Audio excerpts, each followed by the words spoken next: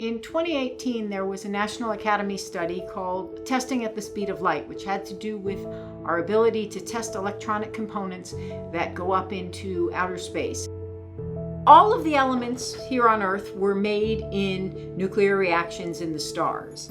There's lots of nuclear reactions going on, and then lots of very high energy charged particles that are just prominent throughout the whole universe. It's a very harsh radiation environment, and so when we take very sensitive silicon chips and we put them in space, we have to make sure that they will survive, because this harsh radiation environment will cause upsets and defects in that silicon that will make circuits not work.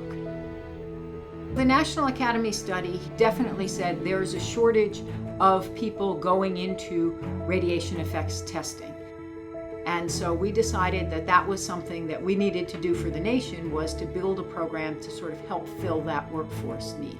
And so we've partnered with NASA to put together a Masters of Science program, which is going to be in applied physics. So they actually learn how to do that testing, learn how to design tests, learn how to interpret the tests, so that as the nation moves forward, we have both the facilities like the Cyclotron Institute, but we also have the workforce that are then able to do and interpret those tests, so that we know when we launch things into space, they will be able to withstand the very harsh radiation environment that's there.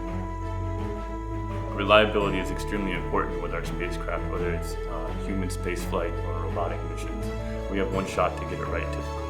If we don't do these kinds of studies, satellites basically fall out of the sky.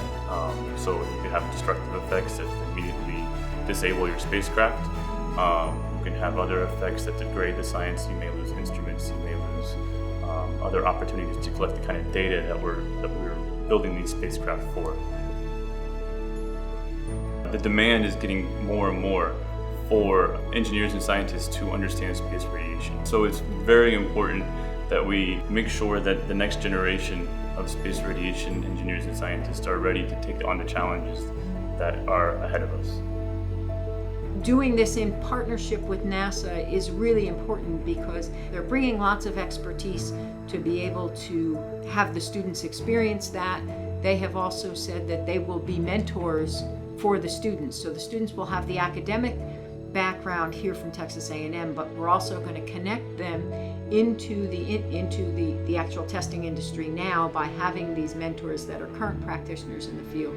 So they'll be learning, they'll be networking, they'll be well positioned to move right into a really great job, and they'll be really fabulously prepared for that from being here at the cyclotron. One of the ways we give back is through these applied type programs, and we just think it's a really unique opportunity working side by side with current practitioners in the field. As a young person, you want to do something that you love. You want to do something that's fun. You want to have a career where there's always questions that you're trying to answer. And I promise you, if you come into this field, that's what you will have. You will have a new problem every day.